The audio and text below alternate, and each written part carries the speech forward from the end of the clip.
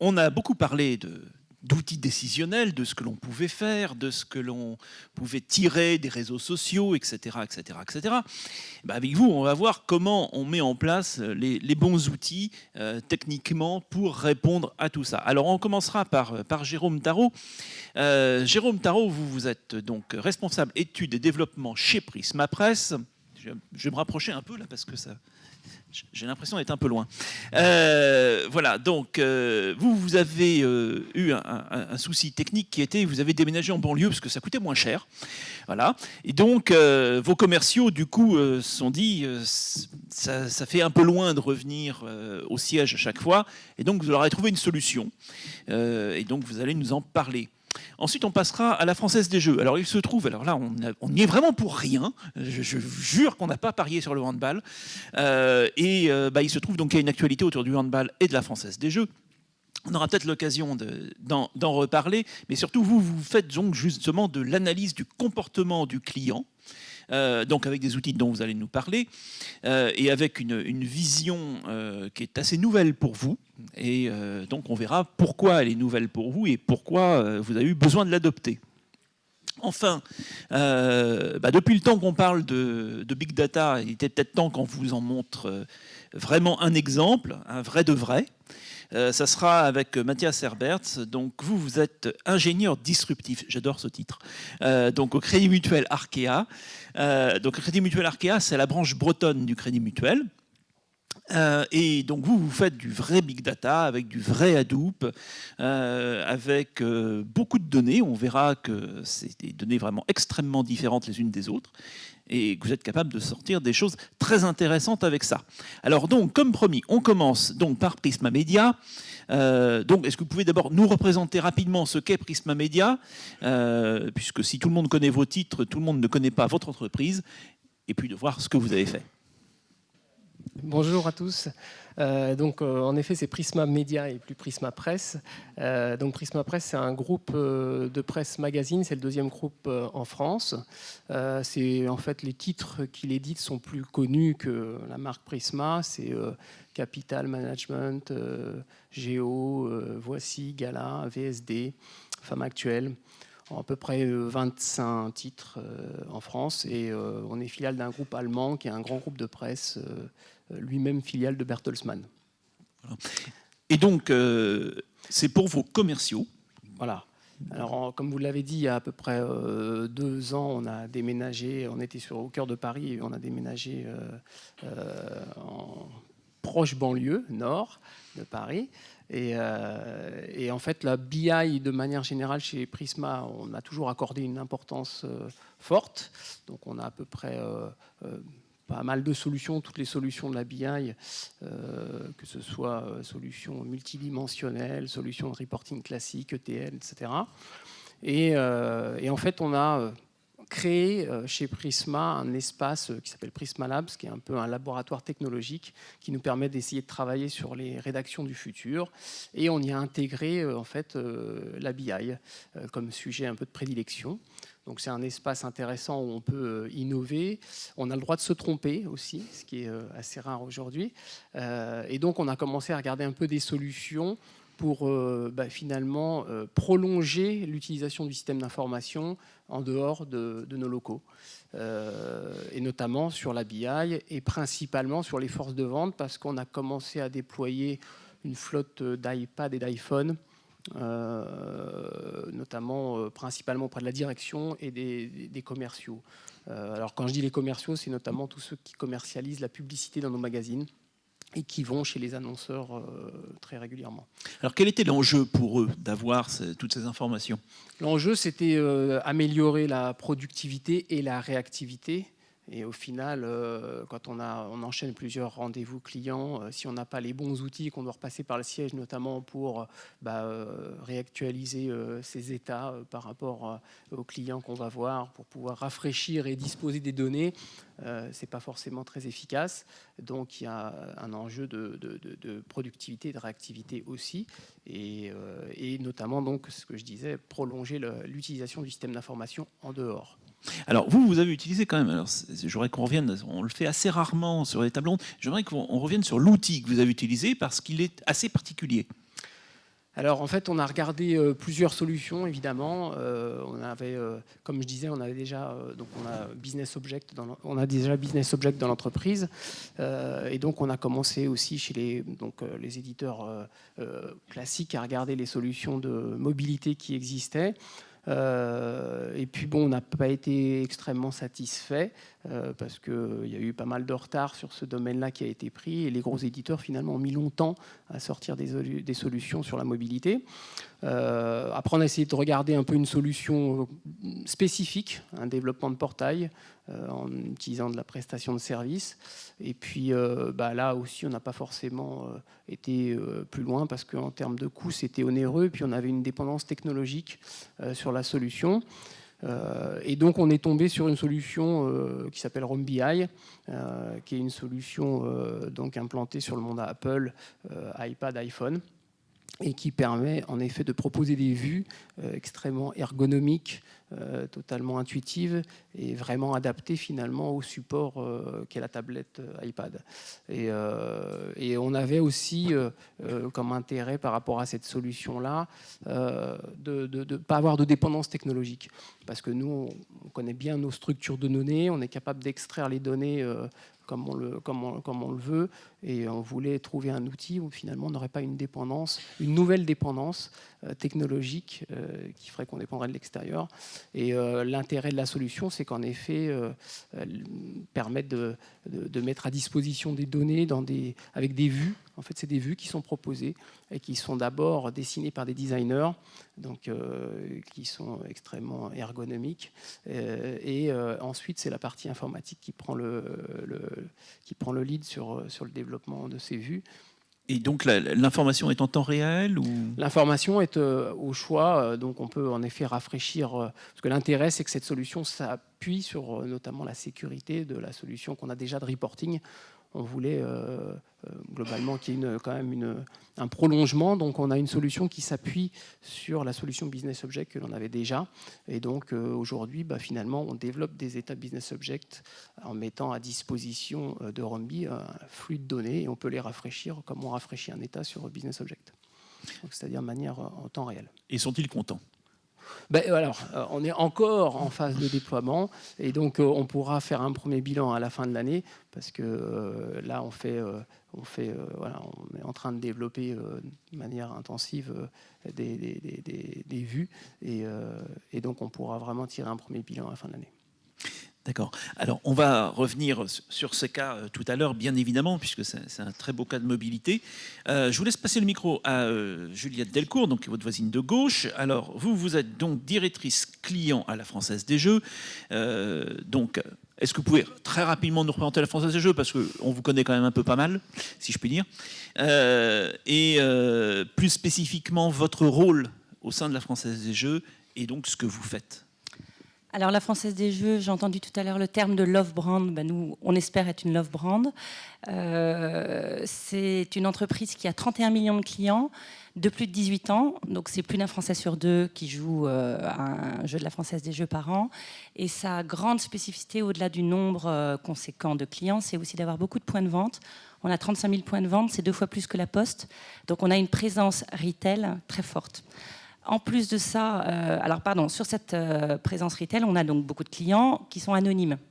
En fait, toutes les données que nous avons sont des données transactionnelles. On n'a pas de données sur les clients qui consomment, qui jouent dans le point de vente, sauf, et c'est ce dont on parle en ce moment, sauf des gagnants. Les gagnants de lots qui sont supérieurs à 5 000 € doivent, pour des raisons légales, la loi Perben, nous retransmettre leurs pièces d'identité. Donc ceux-là, on les connaît. Donc on a un fichier de gagnants, ultra protégé bien sûr, mais ceux-là, évidemment, on a leurs coordonnées. Alors en revanche, on a aussi beaucoup de données sur les clients Internet, donc une activité qu'on a développée depuis 2001. On a 1 million de clients à peu près sur Internet, et eux, effectivement, on connaît bien sûr pas mal de choses. On a une spécificité aussi, c'est que pour pouvoir jouer sur le web, il faut nous envoyer une pièce d'identité et un RIB.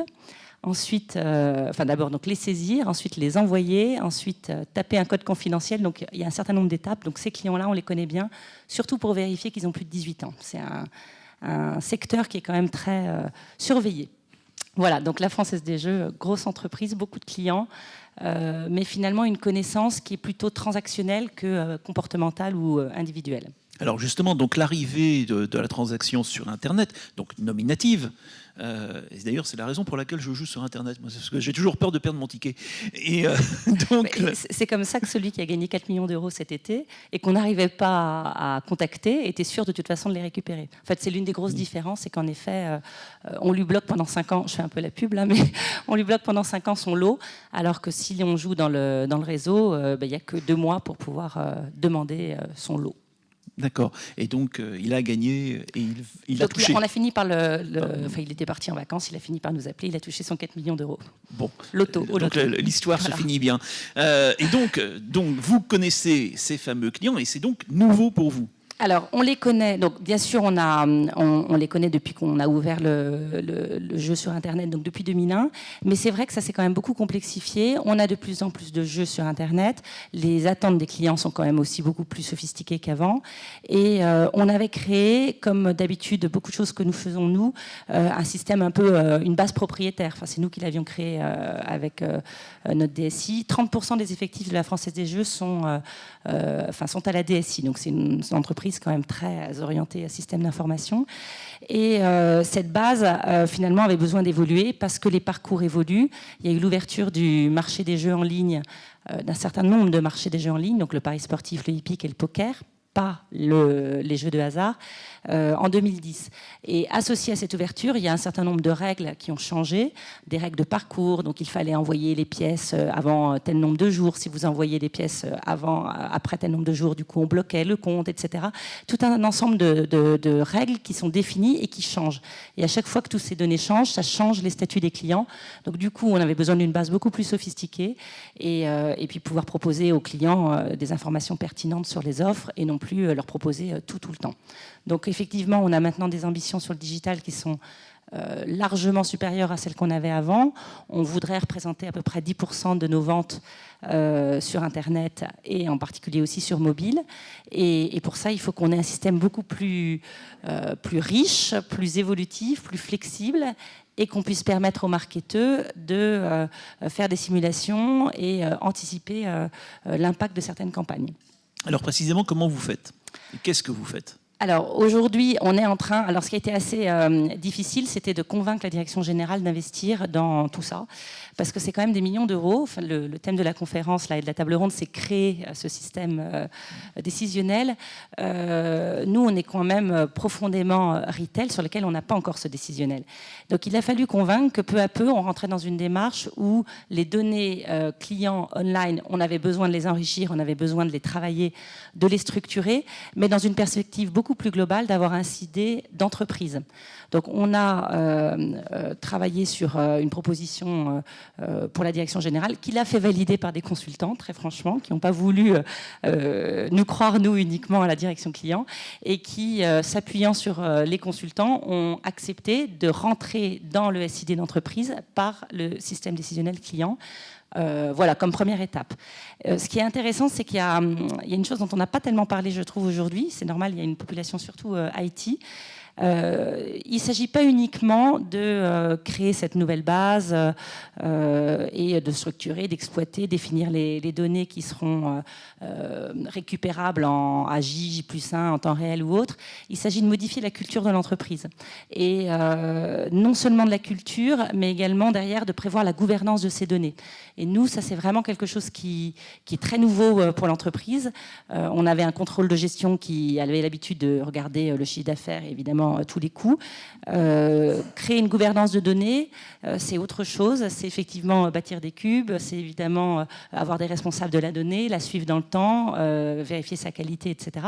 Ça, c'est très nouveau et ça doit se préparer en même temps qu'on construit son système décisionnel. Donc nous, on en est là. On a signé avec Teradata, on a acheté la plateforme. On a choisi Teradata parce que c'est une plateforme qu'on connaissait bien. On sait que Canal l'a utilisée. Moi, je suis une ex de Bouygues Télécom, donc on l'avait chez Bouygues Télécom aussi. Et ils ont un modèle de gambling qui était intéressant dans notre modèle de jeu. Justement, on s'est appuyé sur une expertise d'autres.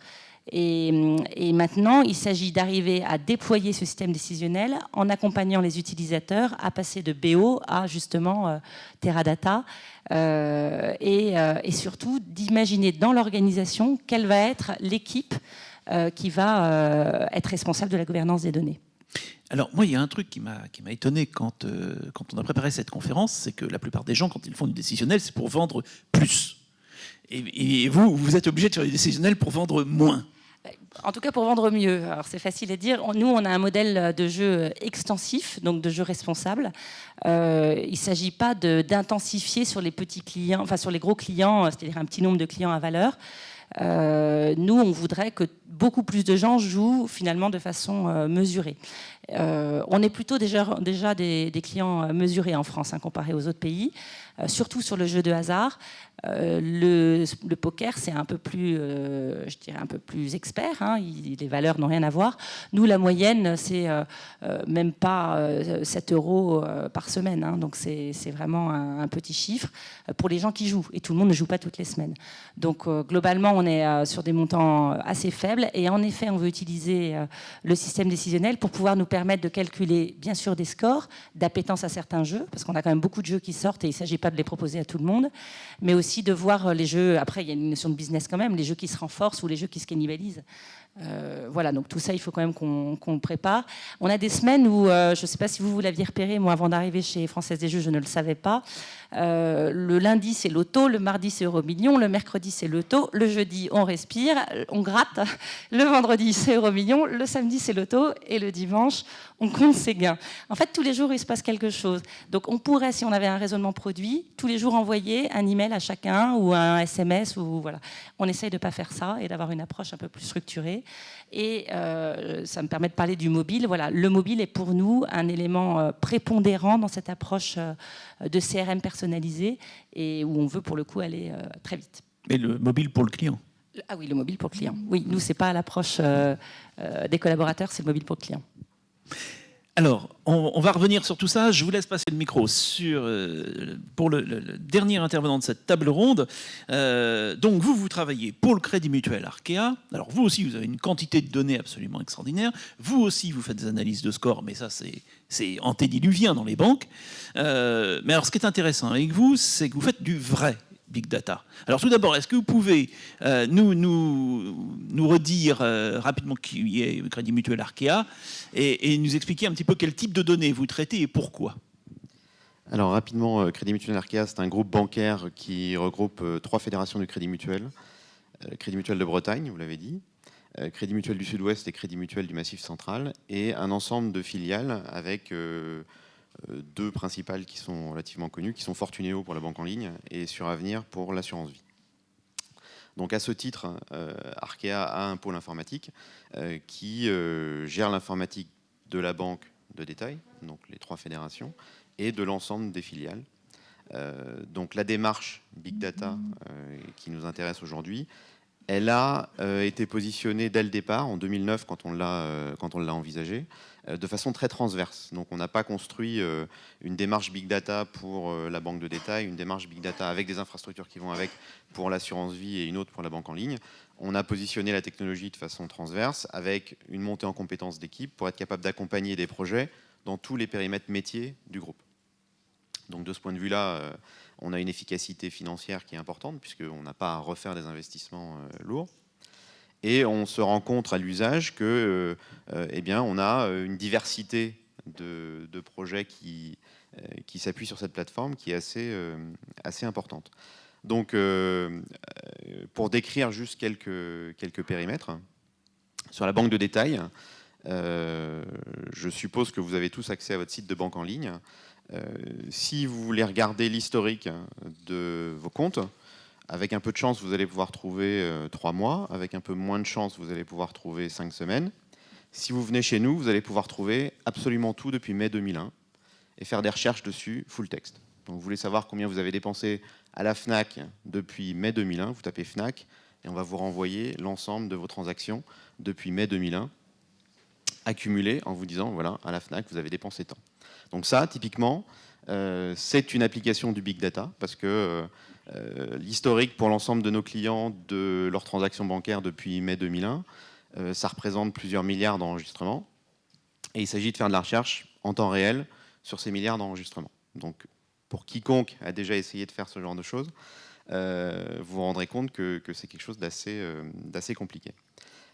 Un autre exemple, qui lui n'est finalement pas tant dans l'analyse de données que dans la capacité on va dire d'utiliser tout un tas de machines pour faire des calculs. On a transféré les calculs de ratio de solvabilité d'un progiciel vers la plateforme Hadoop qu'on a mise en place. Donc là, on fait quasiment pas d'analyse de données à proprement parler, mais vraiment du calcul pur et dur. Et on a réduit les temps de calcul de 48 heures à 15 minutes. Donc imaginez, vous êtes actuaire, vous êtes en train de mettre au point votre modèle, et vous n'avez plus 48 heures à attendre pour avoir le résultat, mais 15 minutes. Ça change complètement la vie des populations qui sont... Mais c'est les calculs de modèle ou c'est les calculs de scoring? Ce sont des calculs de ratio de solvabilité. Donc eux mettent au point le modèle et on l'applique sur non plus un échantillon de clients, mais la base client tout entière. Oui. Donc ça change un peu aussi l'aspect Précision, statistique. hein. Mais pour eux, c'est un vrai bonheur. Hein. Je pense qu'ils ne feront plus marche arrière. Et puis un autre usage, on a mis en place un mécanisme de collecte de métriques sur l'infrastructure.